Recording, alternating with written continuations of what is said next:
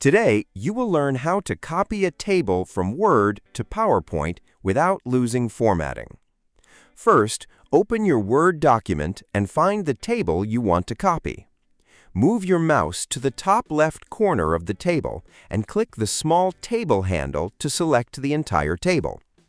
If you don't see the handle, click anywhere inside the table, open the Table Layout tab, click Select, and then choose Select Table.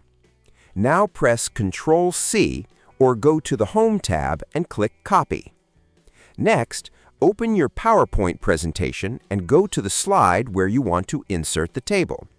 Click on the slide, then open the Home tab, click the small arrow below Paste and choose Paste Special. In the Paste Special window, select Microsoft Word Document Object, then click OK. This keeps the table looking almost exactly the same as it did in Word, including its formatting. If you only need a normal editable paste, you can simply press Ctrl+V or click Paste instead. After pasting, you can move or resize the table if needed.